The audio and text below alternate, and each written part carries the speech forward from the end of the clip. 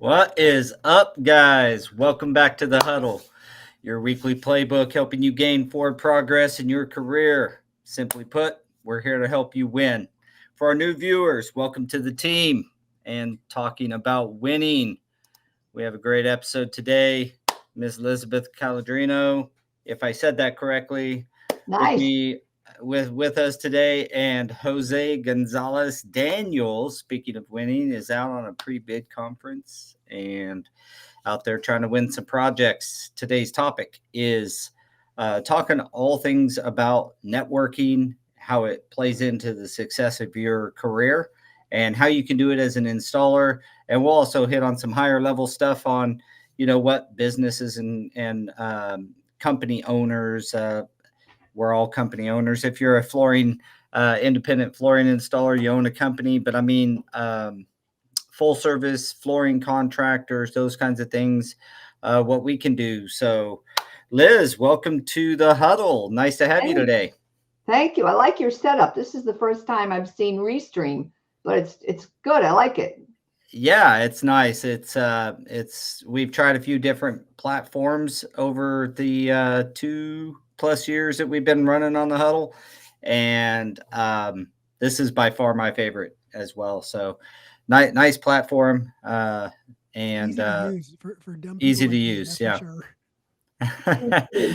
If you're just joining us, please hit that like, subscribe, give us some love, and follow us on YouTube, all the social media channels, Facebook, Instagram, TikTok, all the above. So, uh, Liz, let's get an introduction from you. Tell us a little bit about yourself and a little bit about who you are and what you're doing today. Okay, so I really come from the trades. I was in the carpet and furniture business for 20 years. I started in the late 90s, as a matter of fact, with my sister.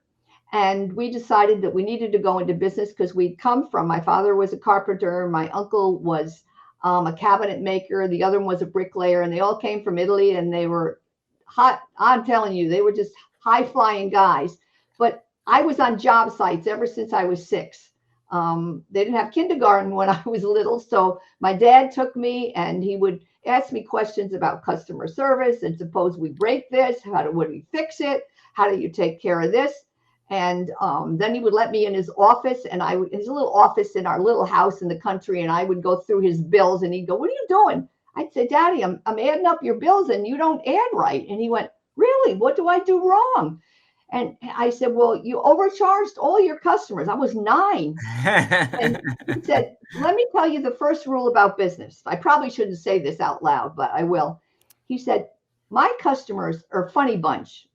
We decide on a price, I do the work, and then we get all done, and they go, 'I don't want to pay you that much.'" He said, "We already agreed to do it. You've probably been there. But all of a sudden, it just seems like too much money because maybe you did it too fast. They have a feeling if you can do it fast, there's something wrong with you. Not that, I don't know if you ever saw the movie Moonstruck. Did you ever see the movie Moonstruck? Do you remember where Cosmo goes into the person's house, and he tells her it's like $80 or something, and she says, "All you did was tap on the pipes?" And he goes, "Well, yeah, but I know where to tap," right? Yeah. So it's kind of like that. So my father said, "Well, here's how it goes. What I do is I make a mistake when I add up the bill. I usually overcharge them." Now I'm 9 listening to this.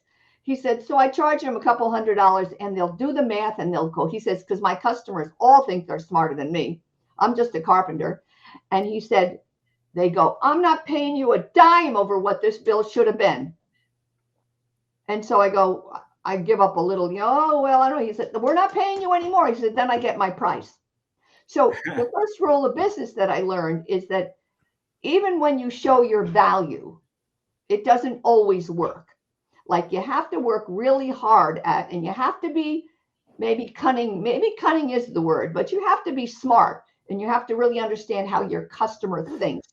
And that's the whole thing about networking, like understanding your customer. About 20 years ago, the Stone Association hired me to go talk to their customers. So one of the first things I went to was I went to Toronto, Canada, to work with fabricators. And they said, well, what do you think what do you want to talk about? And I said, well, what do you want me to talk about? We don't know, but they need help. So I said, how about I teach fabricators how to get more business? This was in maybe middle 90s. I don't know. But I had 35 fabricators. Of course, I didn't even know what the word meant, to be honest, because I wasn't in the stone business. But I explained to them how they could network and how they could be online. And they're like looking at me, what in the world is online? On the line. In the 1990s, when they started talking about online, somebody wrote a book, and the book was all about that the internet will never be important to us. He said, you think people are going to take a computer to the beach to read their racing novels? No, they're not carrying one of those things to the beach. Now we just take our phones, right? And we read everything. But it's how do you figure out, it's called an inflection point. How do you determine the next inflection in a business? Because there's nothing out there that will show you that, and I'm going into my networking with this, but nothing out there will show you that something is coming along. So if you think about the cars that we have today, you know, people would say, oh, wouldn't it be nice if we had a car that would drive us around and we got old and we wouldn't have to ever touch the car but we'd be driving and somebody else would do it. Well, that came out it was 2016, I think. And you know, people said, oh, that's crazy. And then they tried it and, you know, it didn't really work. And there were accidents and all kinds of things. And people said, oh, that'll never work. Well, the thing about inflection is that you can't see the trends. You only see how the trends work is you go, oh, that'll never happen, to, my God, is that really happening? To, oh, my heavens, I have to catch up. So the whole thing is to figure out what you see or what your customer wants in the long run and who are your partners. And I think in our industry, we haven't been good with that. Now, I had 10 crews. And I had 7 stores. We were out every day. And once a month, I did training with my installers. I had somebody come in. I paid them for the day. It wasn't as much as they could make on a job. But they said, okay, once a month, and you're doing 1 day a month, and you're going to teach us. He was going to teach us new products. It's funny. He worked in the prison, and he was an ex-installer, and he was really good.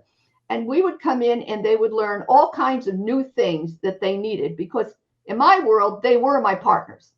I think what retailers don't understand a lot of times, without installation, there's no business, because products, I just went out looking for carpet for my stairs.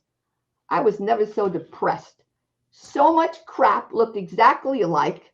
It was like, nothing's changed. And so I'm looking at this stuff, it all looks alike.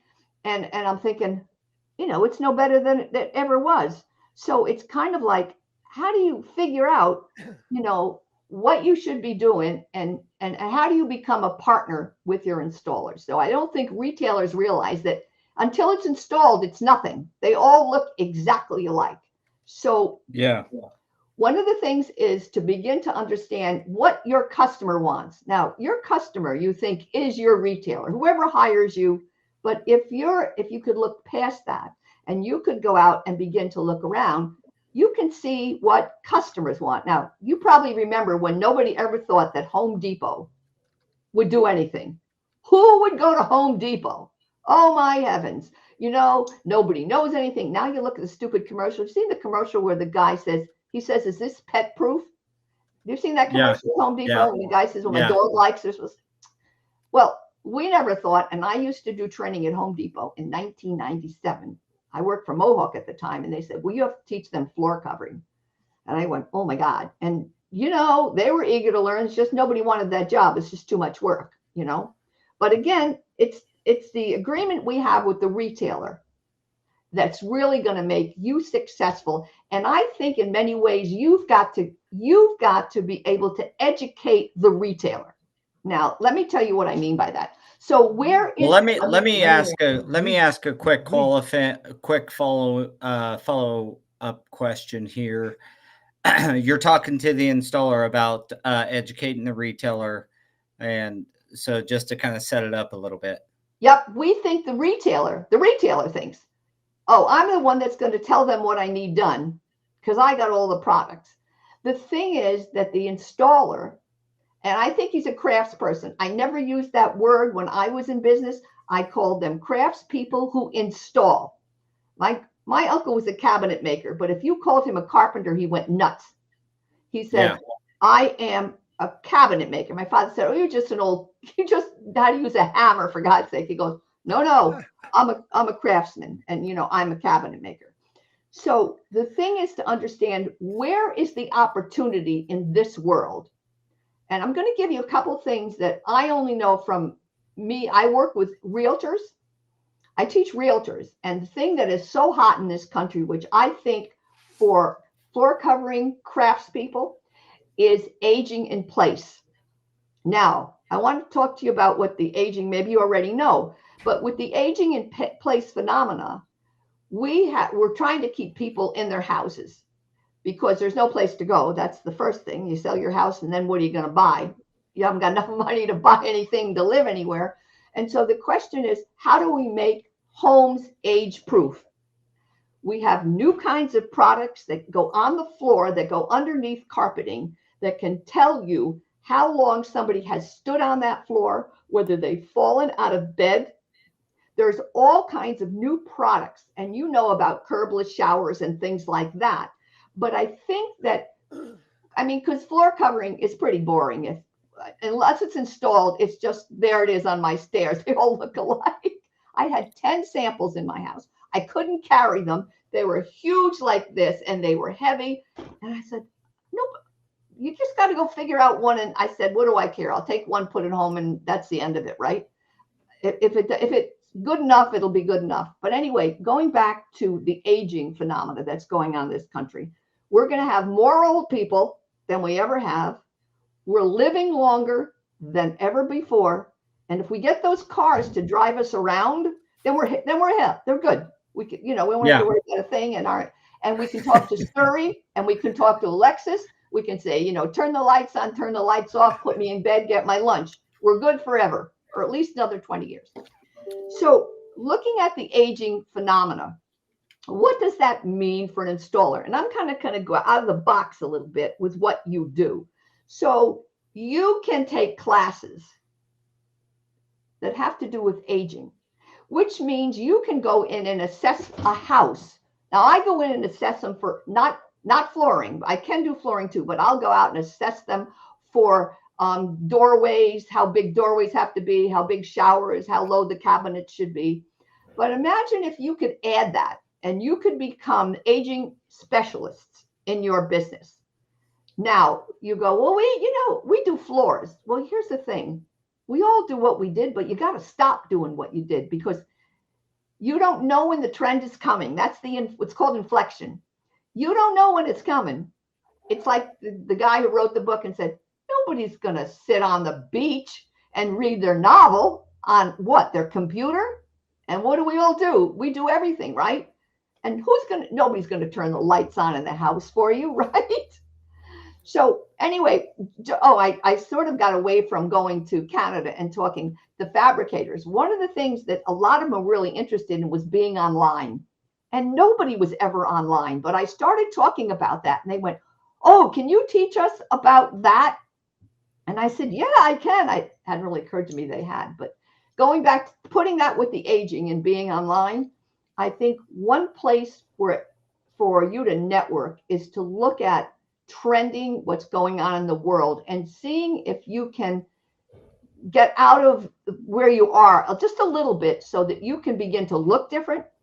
Because when everybody does the same thing, who wins the bid? The lowest price. Low. Yeah. Well, they say the lowest responsible bidder. But man, I've been up against some jobs and somebody got that job ahead of me, and boy, they were not responsible, but it didn't, right? You know what I'm talking about. Yeah. Well, a lot of times when it comes to this kind of thing, and we're talking about, we've hit on a lot of different topics here, but when it comes to, networking and you find some of these opportunities, like you say, aging in place. I mean, what are we doing right now? The Huddle has been built around a conversation with people. surrounded on flooring, but a conversation with people. Yeah. I get to meet people like you, and I've met you at a show before, but I mean, I get to meet people like you on the Huddle. It's a networking. It's a form of networking, and you get to learn things like how the aging in place trend is going to be it's obvious it's going to be a big trend in the future. What do you suggest to people who want to get around those atmospheres? Specifically, when you're talking about installers, a lot of us, I'm an old installer myself, so when I installed, like I went and I installed, and then I went home. We if I had one thing I could think back on that kind of helped me was a little bit of networking, and I got to know some designers, and I got to know a really prominent local designer who started giving me all their work, and it was that type of thing that increased my business and allowed me to actually open up an actual full service flooring company. So what do you say to installers? Like, what are some easy ways? We've talked about online. I think that Facebook and those types of deals could be utilized better for networking than it's currently used in the flooring industry, which is us posting our job and then having other people come in and talk crap on it, which seems to be more of the trend. But like networking and getting to know one another, and doing that kind of thing. What's your take on that? Okay, so going along with that, I was going to get to something very similar to that. But here's the thing. One of the things that now you said you go home. First of all, you're tired when you get home because what you do is a lot of work. Now, I just talk all day long and I could talk well into midnight, so it doesn't matter. But you're physically tired. So to say to you what you want to go out and go to a networking thing, maybe, oh my God, do I have to do that? But okay, so talk about your architect. I think it's you actually showing what you do. I think that if you, let's say you're working with a retailer, and retailers do all of these garden shows and trade shows, right? Spring is coming. They do all of these spring shows and they bring their products. No, they should be bringing an installer, and you should be actually installing in front of the customers and showing what you did. It could be you doing a pattern with a luxury vinyl floor, or you doing terrazzo, or something you could actually show, because the customer really buys that. We're not talking about a customer that never saw a piece of carpet anymore, or they know everything we know, but what they don't know is how you get it done. And I think that's the part where your networking has to come in. So if you join a builders association and you say you're on the speaking ticket, whatever they do, and you say, okay, I'm going to do a 2-hour workshop on how to do something, and you're going to actually show it, and you're going to show them the moldings and the transition strips. And here's what I suggest. This would be my father. You make it as intricate as you can make it sound, how hard it is to do what you do, and how we measure this much, and how we match the colors, and we get interior designers, and you bring your paint samples with you. Get one of those big fan decks, open it up and see, now I'm going to have to find something, a transition that looks right with here. What do I use? A marble? And you do the intricacies, because I still think women are the ones buying those floors. If we're looking at retail, look, ceramic tile is one of the worst. If you can't do the transition strips, and if you can't figure out the trim, don't come to my house. I had somebody put a piece of metal in one of my doorways. I said, what are you, nuts? Why would I have a piece of, you just put in a piece of wool carpet. Is that a metal strip, for God's sakes? And I knew the guy. He said, oh, I didn't think you wanted to pay. I think it was marble. I said, this much marble? I think it was $18. I think I can handle it. But I think for you, it is explaining the intricacies, and maybe you can see now when you go to a trade show like that, you're not working. I get that part. But if you could do some of that kind of networking and go out there and install, because they're going to see, you take a piece of flooring and you look at it, it's just a piece of flooring. But when you put it down and you do the intricacies and you do the moldings and the transitions and all the things you have to go through, then the customer pays. Customers don't pay for sameness. And in my experience, and I don't care, all the retailers can call me, I don't care. The thing is, they don't do that part. They spend a whole lot of time explaining who cares whether it is a nylon or an olefin. Now you're going to say, oh, yeah, big deal. It depends how many people you have in the house. I have me and one cat. Yep. And my cat is the biggest fluffy things. And if I tell him to walk on the side and don't walk on the carpet, he'll walk over there.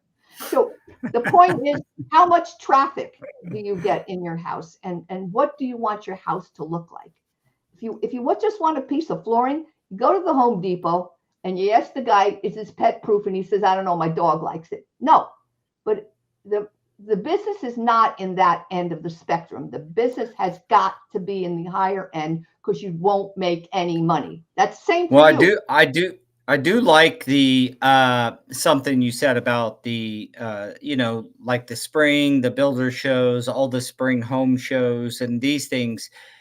Going there, and it's an interesting thought here. The retailers go, but what if a group of installers went and built a booth and did an installation deal? Because Go Carrera, which is my company that so I own a commercial flooring company that is we do hotels, hospitals, restaurants, casinos, stuff like that. And then Nice. I own Go Carrera, which is soon to be Trade Tap. And Trade Tap is an example, Jose, where I could get some Trade Tap installers at a home show and show like demand Trade Tap, demand transparency, these kinds of things. But the idea is a group of installers or an installer going and showing like demand quality and showing all the intricacies that you do, so that when the homeowner goes and buys from a a retailer or something of that nature, that they have um a little bit of consumer demand for good quality installation. Because you're right, Liz, one of the biggest things that we say all the time: the flooring has zero value until it's installed. And you 100%. can take this same product and have two different installations and have two totally different perceived values based on that installation. Same product, but the way it's laid out, the way the seams are done on the carpet, or the grout joints look, or whatever the scenario, they can have two totally different perceptions of value on the same exact product, and it all bears on the installer and the installation of it. And so I think that's kind of a cool idea to go, to a home show. And a lower level networking possibility is installers going to home shows and talking to the retailers and the people that are there, and getting to know them and letting them know what you're about, and more about your skill set. If you have a profile on our platform, share your information on that, tell them what your skill score is.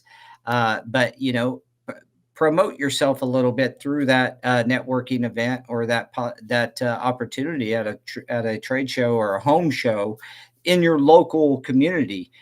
We do also promote heavily that, like, get out to TICE, to Coverings, to CFI's convention, go to the different industry events, and get to know some people and network through there.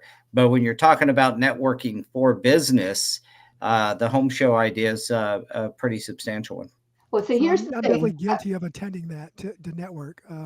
I've attended the past few years here, or a local one, and I go in there with my backpack with a pocket full of business cards, and I go to all of the retail shops, and are you the owner? You're not the owner, right?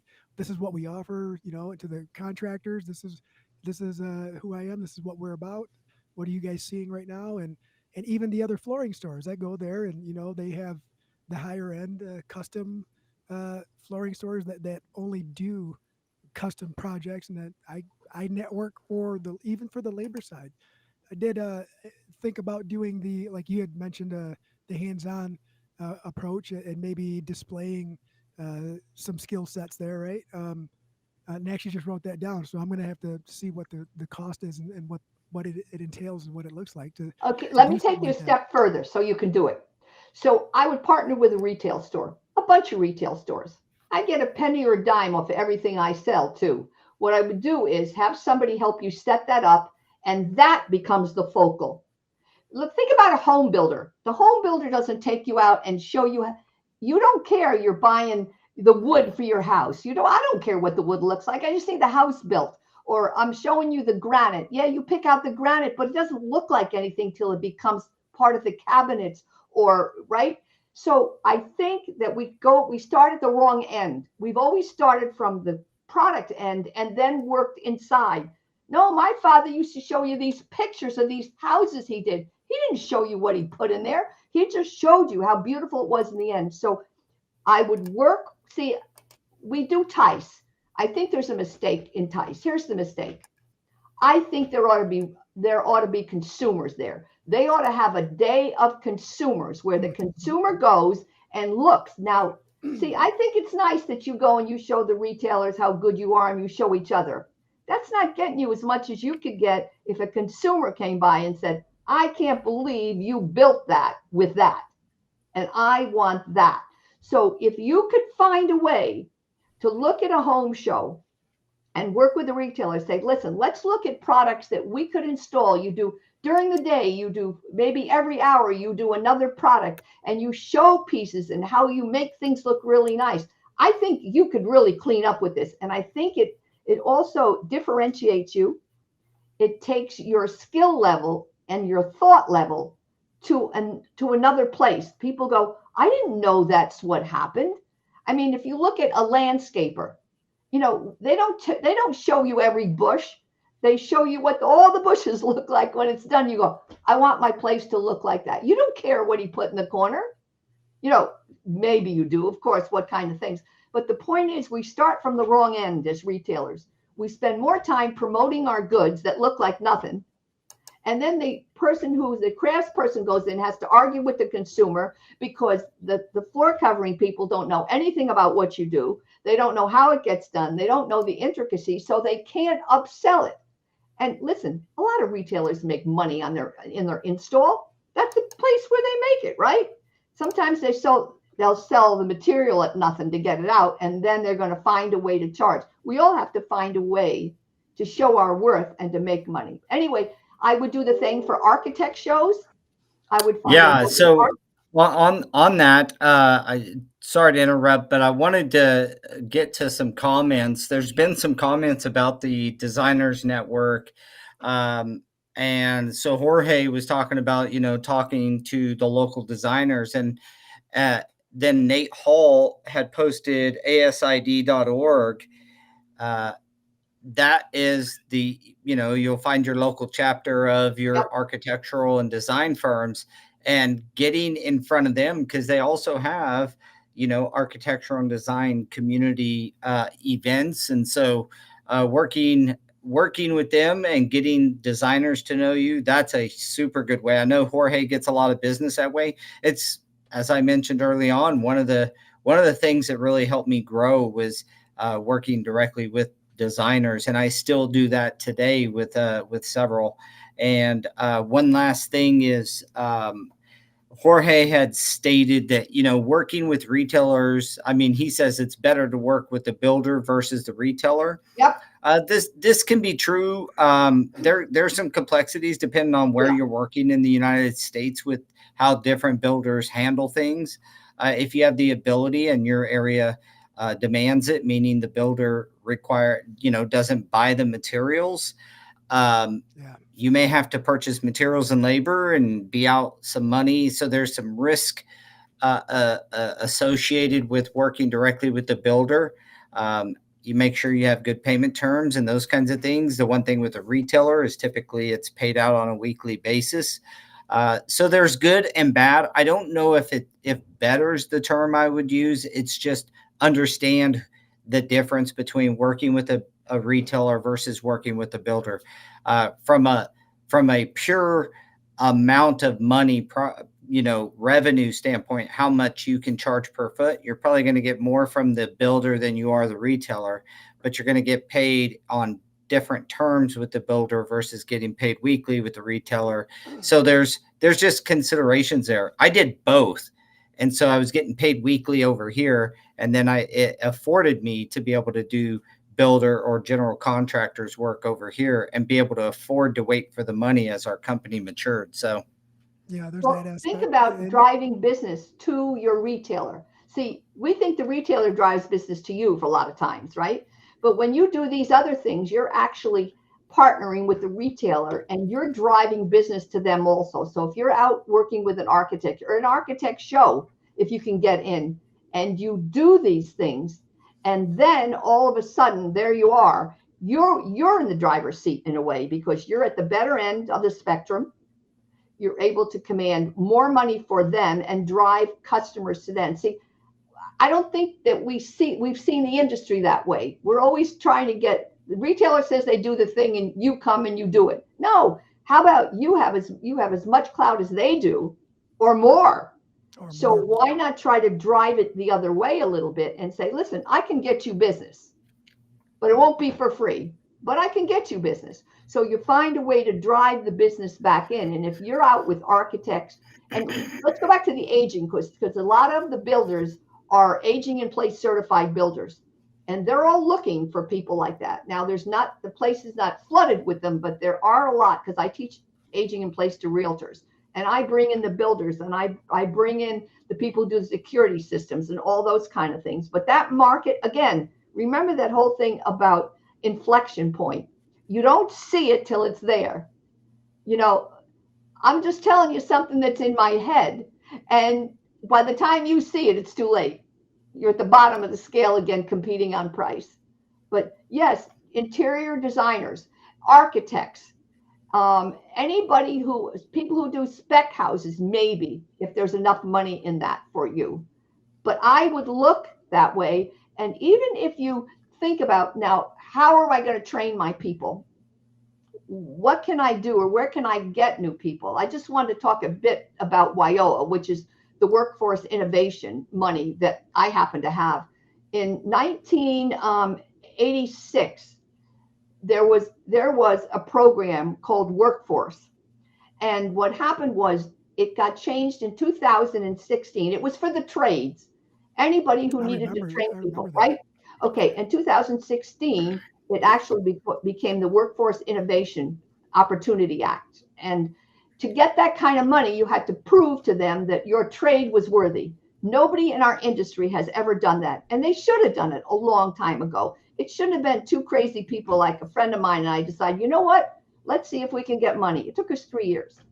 But we can give money to anybody who wants money to train. You say, we want to teach them this, we want to teach them that. You get me the instructor and I'll get you the money. Now, in order for us to do that, we have to find a community college that has the Workforce Innovation Program. You've probably seen them all over. It says that all you got to do is call a college and say, are you a workforce college? They have electrical programs, plumbing. And they say, yes, I have one tomorrow with the Bronx. For me, the Bronx has got to be a hit because they probably need more people there to go to work. And the Bronx is where tomorrow I have a meeting with them. The point is that you have to keep yourself educated and keep moving. So if you said, we want to be trained on this, so we'll find somebody to train you. The community college says you're approved. We are, yes, we're a company that's approved to have the money, but we don't get the money, and we need somebody to actually put the program out. And then you just go ahead and sign up for your programs. But there's all kinds of ways, and I think those are marketing ploys for you. See, these things help you market. So you go to your interior designer or you go to your architect and you say, we just learned this new thing, or this is something we know is critical to our business. We can see it in the future. It's the aging piece. And this is how we're going to have to do showers. And this is how we're going to have to do this, that, and the other thing. And again, it's that inflection thing. You maybe can't see it. It's like the computer. By the time it gets here, it's too damn late. You go, oh, yeah. But you're on the road. Just take it a step further with your interior designers and your architects and your shows. Yeah, and I think that some of the comments are around the faults of salespeople at retailers. And one of the things that I see as an opportunity where installers can actually make a big difference is taking, similar to what you said, taking people, like getting them business, and you do all the selections with your customer and you make a deal with the retailer that, hey, I want to get my customer into a product. I want a salesperson with me from your Yes, store that can give me pricing, but at the same time I want to work around and make sure that the customer gets what they want and what my customer needs. So Jorge, talks about sales reps at stores falling down on, getting just the appropriate padding because they're trying to push something that is in stock versus right. ordering the proper pad. Well, if you are driving that sale and you're just working with, you're the actual customer to the retailer, even though your customer is going to pay the bill, you're acting as a liaison in a way and making sure that they get the right product. And like the this is this is the problem that I see a lot of installers talk about it, that work with retailers, is the salespeople at these retail locations. If they've never been certified through like CFI or something on the flooring, so they understand what they're selling, then they sell something that is, and they, when I say sell something, they present it in a way and they set customer expectations at a level that are impossible to meet by the Yes, installer. And then the installer is the one that Yes. takes the hit. And I know that's what the big problem is. Like, they yes, don't, none of us want to be the bad guy because the expectation was not set correctly. And that's part of the sales process. So if you kind of take over that sales process for your customers and you make a deal with a retailer, hey, I'm going to bring people in. I want to meet with your sales staff and see which one I work best with. And then I'm going to request him each time or her each time. And when I come in, I'd like to meet with him, have them meet with me and my client. I'm going to drive the conversation with my client, and we're going to find the perfect. best products for you.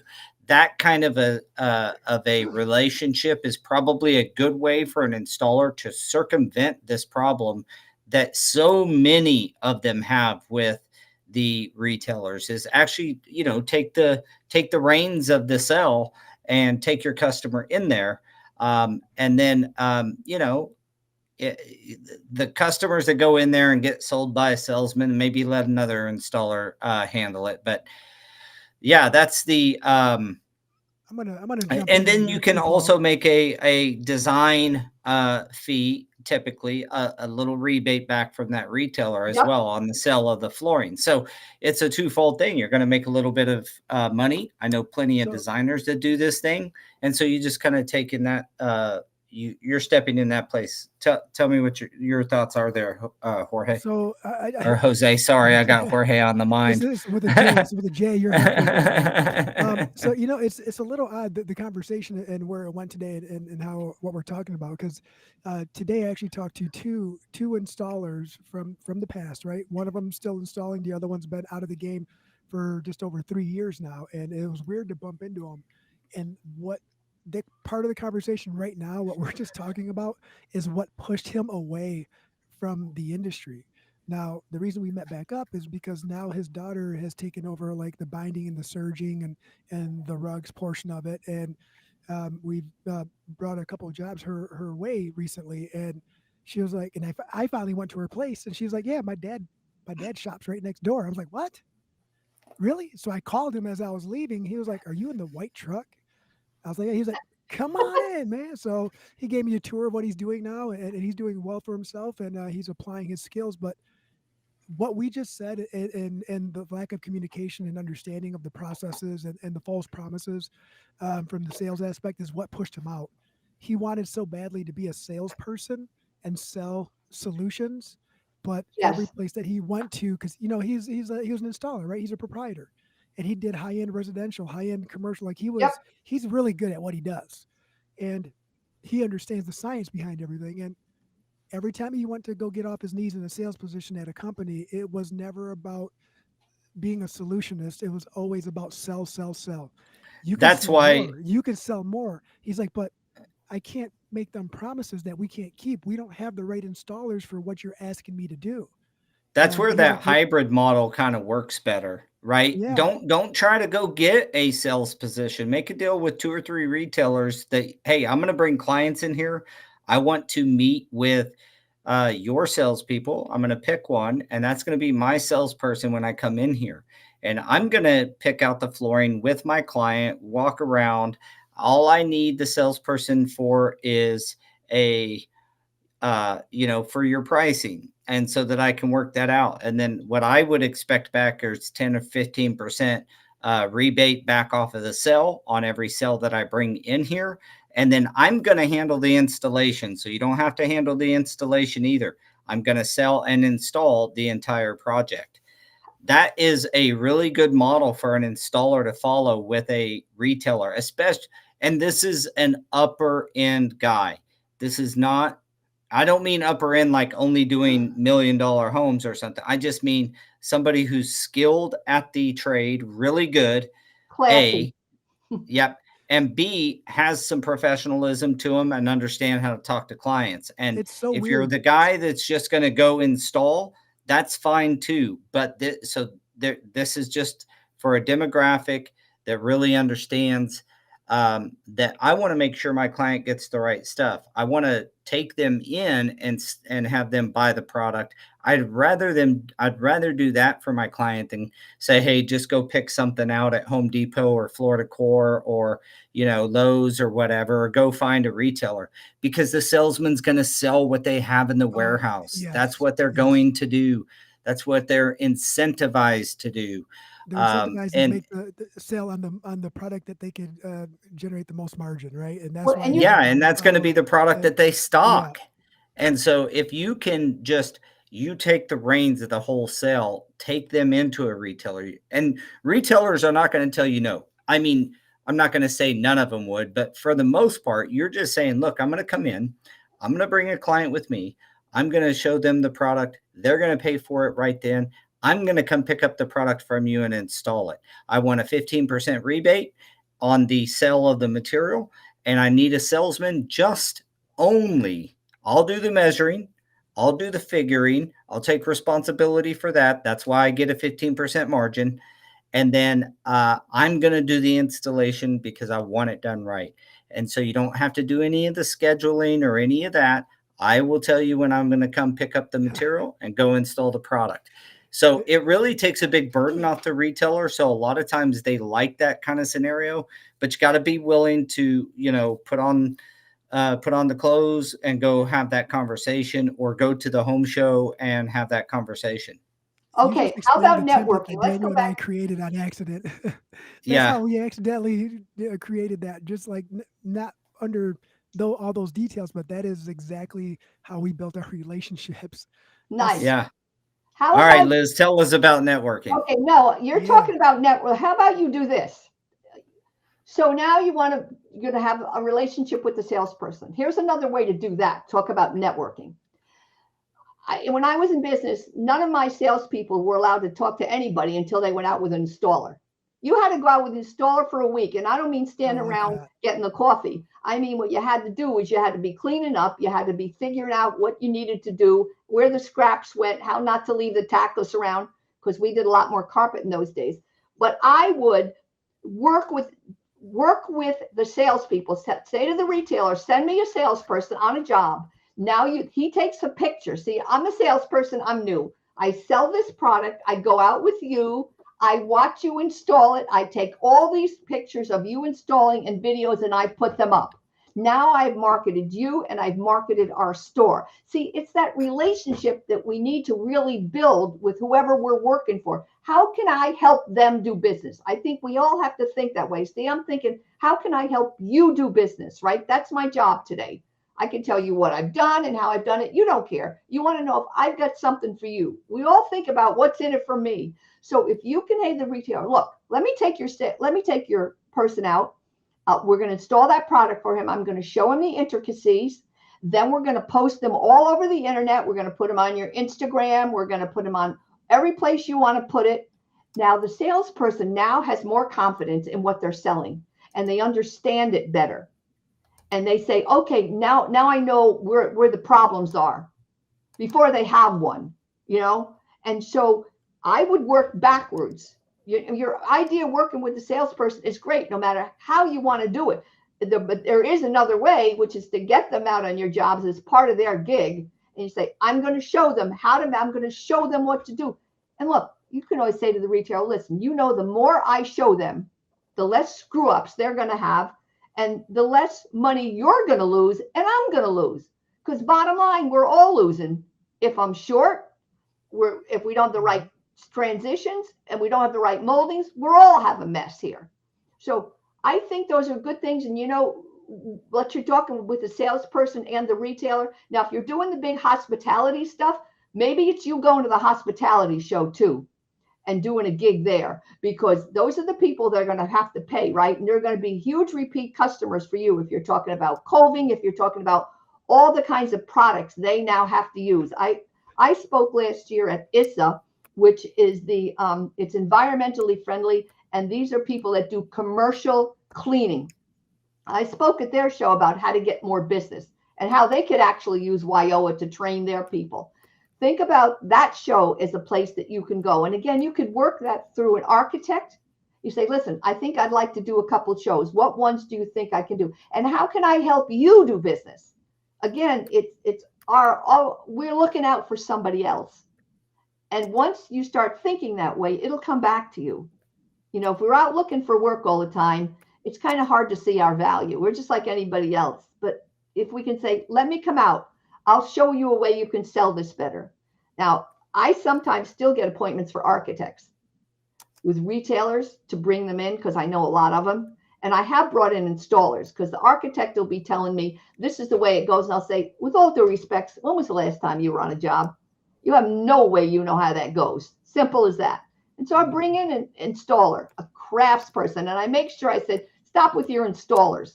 Everybody installs, all these people installs, but they're craftspeople. And if you want it done so that it looks like a craft, that's who you should be hiring. So again, your networking, I would look a little, you know, different shows. Yeah. I'm writing down a lot. I have 2 pages of notes right now. I hardly ever have that much notes off of a show. Oh, good. I hope we were good. Jose, what do you think? You know, also networking with other installers in your area, not just going to the place, doing the job and calling it good, but you know, CFI's got a big push for, you know, for the local chapters, and that's beneficial. I know that some of those, you know, there's various skill sets within those chapters, and so people have different things. I hope that they're sharing in those chapters. Hey, I've got a project that's got hardwood on it. I can get the whole job, but I do tile or I do carpet and you know, vinyl, but I don't do hardwood. And is there one of you guys a hardwood guy? And you know, you can get some through that network. Even you can get some business and help each other out. What are your thoughts around that? So that is one of the things I wrote down. Like I wrote down a couple of places about the home shows, get with architects and designers. And then one of the notes I have right here is with other installers, right? Like not just my installers, not just us, but with other installers. It is under what you just said there. Like I want someone who is proficient in wood installation, who is proficient in hard surface, who specializes in showers, right? I want that person there. Like the goal for me is not to advocate for just me. The goal for me would be to advocate for the industry and say that Yes, we are all here to help you get connected with the right person for the right project. And Yeah. that's what I wrote down. Is like that'd be a great way to not only say, let's team up, gentlemen. Like you're really good at this. You're That's really one good of at the that. benefits I see when yeah, you're doing those kinds of things. I know that at CFI convention, I hear plenty of guys talking to one another about jobs they're doing, And then I see on Facebook a few weeks later, they're working together on a hotel project or a something project. And I mean, it's pretty cool. Daniel, our co-host, what's up, brother? Good to see you joining us. But yeah, I think that you, the more you can get out, and I get it because we're working a lot. That's where we make our money. Right. But there's also other opportunity to make a higher profit on your labor than just working all the time. And if you get so bogged down with that that you don't take a half day once a month, or a half day a couple times a month, to just commit that to going out and networking with other installers, maybe just set up uh, you know, a, a time to meet at the local, Chili's or whatever, and have a drink together and discuss projects and who can help how, uh, you know, that type, all the way to going to the trade shows and going to the home shows. And I really do like the idea of going to a home show and really setting up a booth as an installer and showing your skill set, and then going around handing out cards as well to the I like retailers. But like that idea too. I do think there's something to teaming up with the retailer. You said it plenty of times, Liz, about how can I help you do business? And that is Yeah. one way you can really help a retailer do business and do it better. That homeowner that you take in is going to have a better experience if they have you as an installer, as a trade professional. They're with them, guiding them to make sure they get the right product. You you you do a little bit of know your customer, I guess, is what I'm trying to get out of my mouth. Yeah. And their traffic patterns. They got 6 kids and 2 dogs, and spills everywhere, and so making sure they get the right product. You understand their subfloor, and you understand their door swing and their door heights, and all these things. And I also like something really valuable you said about specifically kind of honing in on this age in place and becoming an expert there, because that's another piece of business that you can really, you know, team up and take new business to a retailer that Yeah. really doesn't understand. There's a handful of architects and designers that are doing this, but Yeah. you'd be surprised how big of a need that's going to be. Like you said, an inflection point. You don't see it until it's too late, and then you're trying to catch up. Now is the time to start learning that and really get ready. That's good. The fact that, the retailer spends a lot of time trying to figure out, I don't need to spend a lot of time trying to figure out how to get business. They figure out how to put their product out. I think there's a whole difference between me showing my product and me getting business. And I think Hmm. most of the time it's, I got to get my product. No, the whole thing is, what does my customer want? That's why I think that Tice should have a half a day where you present your skills and you work with a manufacturer and show how a product gets installed. Because then the consumer says, oh, I should be paying attention to that. And the picky ones will, and the ones who want to spend more money will look at those kind of things. So the more ways you can think of, how do I get you business? Because in return, if you can help them, and you're out there, right? So you're out there, you're in houses, you see what the mess is going on in there. You know that there. I'll never forget. I'll never forget this till I die. I installed white carpeting in a house. I'll never forget it. And I used to tell a customer, nobody gets white carpeting.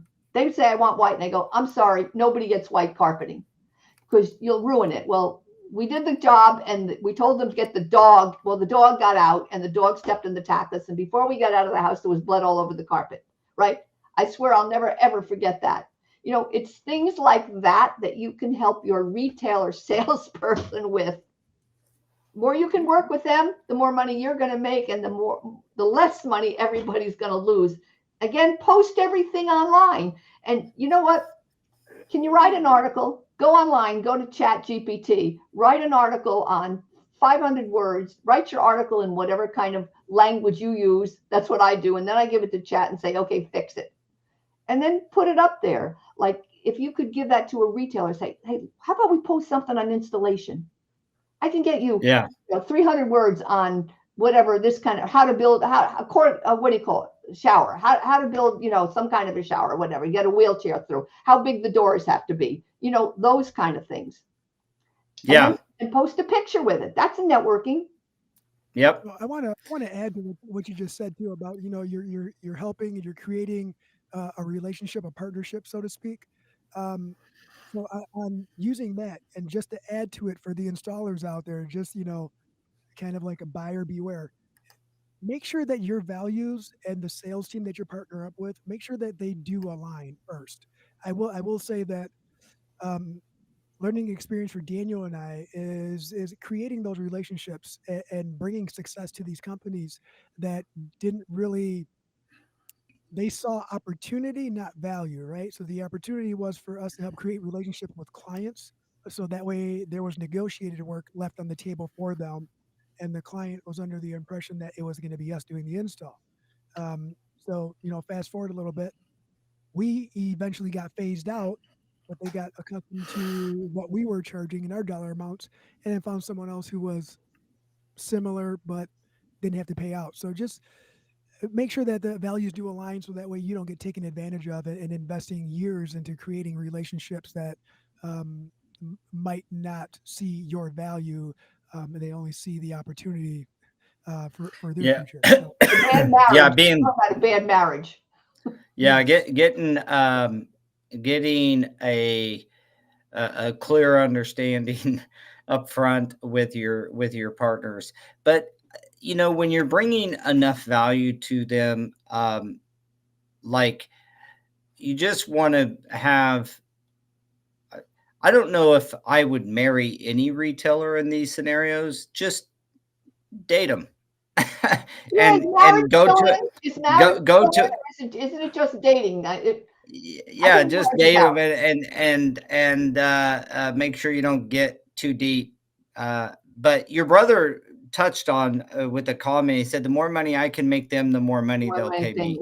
Yes. So that's a valuable comment and true. And if you, and then Nate says, conversely, if you stop putting money in the pockets, they will stop whittling you checks. I think he meant writing you checks. So I think his comment is, in the bottom line, is kind of like that, not marrying them, but going into these locations, and whether it's a flooring company or a retailer, and building those relationships, see how you can make them more money, but also always look out for your bottom line as well. So with that, we have come up at the end of the podcast already. It's amazing how much time, how fast time goes. So it's been a real interesting conversation, and I think a lot of value. There's a lot of nuggets there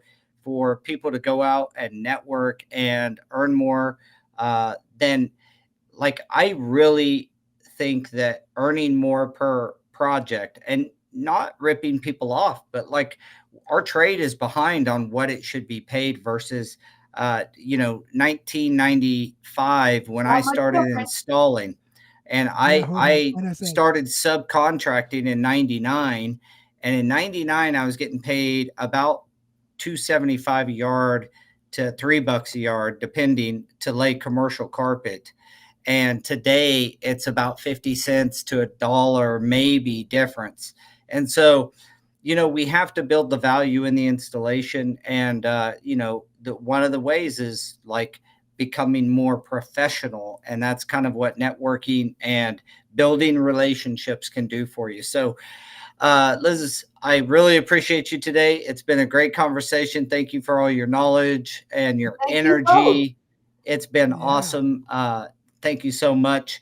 I want to tell everybody in the audience, thank you guys for joining us. Thanks for all the comments.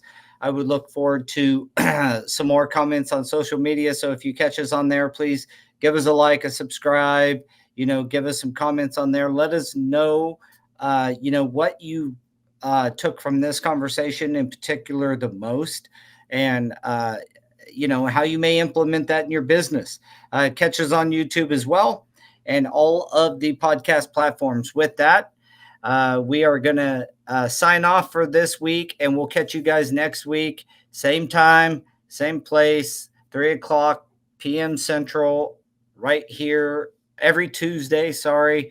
And if you're in Jose's area of the world, it's 4:00. So Mine catch too. us. All right, everybody. Thank you for joining us today, and Thank you, we'll see you everyone. guys next week. Thank you for all your insight.